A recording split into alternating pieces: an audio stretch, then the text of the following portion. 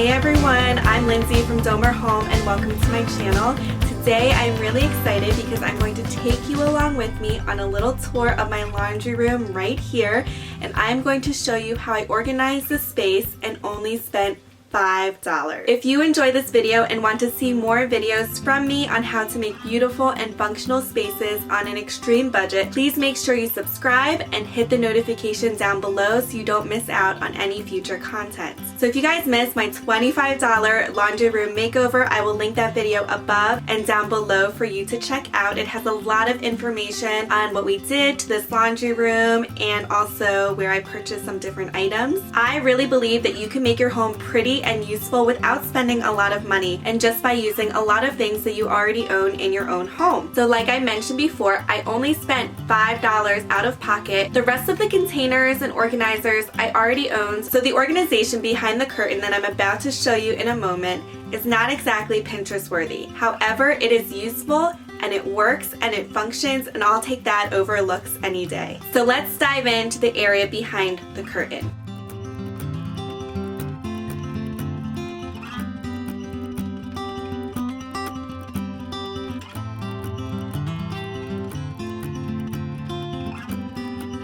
I put a lot of the items that I don't access a lot up high or in the back, and items that I access frequently up in the front and at eye level. So on the top shelf, I used 3 yellow bins that I got from Target about 6 years ago. The bins have seen better days, but they still function fine. So in one bin, I have extra organizational bins and containers for future organizing projects. In another bin, I have extra Ziploc bags, and in the third bin, I have extra manuals for all of my appliances and Sailor's bubbles and bubble machine. And eventually, I want to go through all those manuals and pare them down to the ones that I can't easily find online and put the rest in my file system. But for now, this is what I have. And the bubbles will go outside when it becomes nice out, but right now I don't want them to freeze in the shed. Behind the 3 yellow bins, I have all of my jugs of ammonia and bleach and liquid starch. I don't really access those items a lot. I use them very infrequently, so they are up high and in the back. Also up behind the yellow bins, I have some larger storage containers that I am saving for some other organizational projects, so stay tuned for those.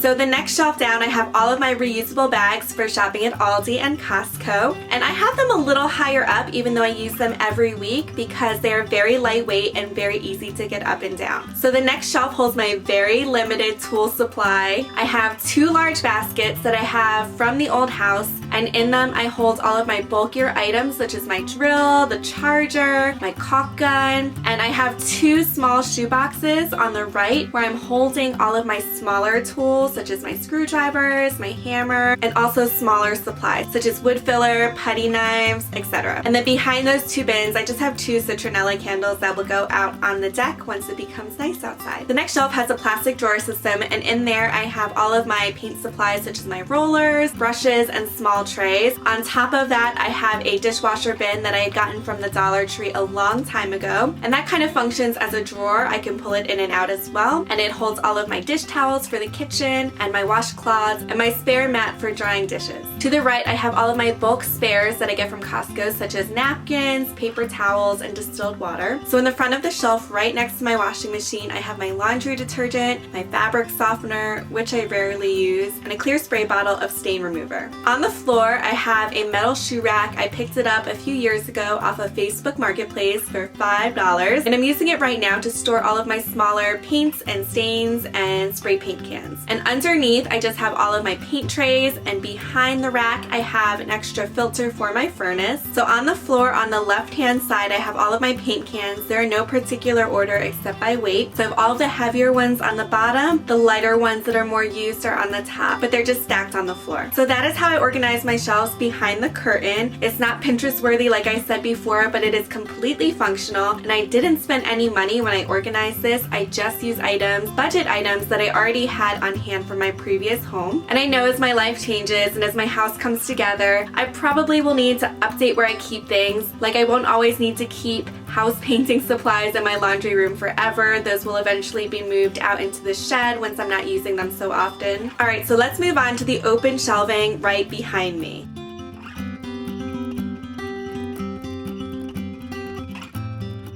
So I covered all of this in my last video with the $25 laundry room makeover. However, I wanted to go more into depth in what is in each container specifically. So the bins I had picked up at Michael's, 50% off, and I had picked them up a couple years ago. I brought them over with me from the old home, and the little chalkboards are from an estate sale a couple months ago. And I'll link that video down below if you want to watch what I got from that. So let's start up on the top. Like I said before, up on the top is where I keep all of the items that I don't reach for very often. And in the first bin, I have all of my different tapes. So I have painter's tape, I have packing tape, I have duct tape, all different types of tapes up there. The next bin holds all of my essential oil supplies. I have diffusers, diffuser parts, little roller bottles. I have pumps for foaming hand soap and some different recipe cards as well. The next bin holds all of my extension cords. Like I said, in the future as my life changes and my house comes together, I will not need to keep all of the extension cords that are up in that bin. Right now I just don't know what I'm going to need them for, so I'm keeping them on hand. And then the bottom shelves are going to hold items that I reach for quite often. So the first bin is my command strip bin. Yes, I have a whole bin dedicated to command strips. And also in this bin are the felt furniture feet to protect my furniture and the floors. The next bin is a picture hanging kit. So in this bin I have things like a small hammer, a tape measure, a level, a pencil. I have screws and anchors and different types of hangers. And I like having them contained in a small basket because I can bring it with me from room to room whenever I need to hang something up on the wall. The next bin holds all of my vacuum cleaner supplies as well as the pads for my steam mop. And the last bin up there holds all of my batteries and spare bulbs. So I have light bulbs. So this is where I spent my $5 budget. I went to Joann's and picked up a tackle box with latches on it for about $4. It was on sale. So I'm not worried about things falling out. If the bin gets jostled and the container opens up, the latches will keep the batteries in there nice and secure. It's also clear so I can see what I have on hand. And I like that the little wall dividers in there are adjustable and customizable. And my remaining $1 I used at the Dollar Tree. I picked up a small little recycling can. It's supposed to be for pencils, but I thought this would be a great place to keep all of my old batteries. And then when it gets full, I can dispose of the batteries properly. But thank you guys so much for watching. I hope that this video gave you some easy and budget-friendly ideas that you can implement in your own home. You really don't need to spend a lot of money. I spent $5, but really you don't need to spend any money to make your home more functional and beautiful. I hope you guys have a great week.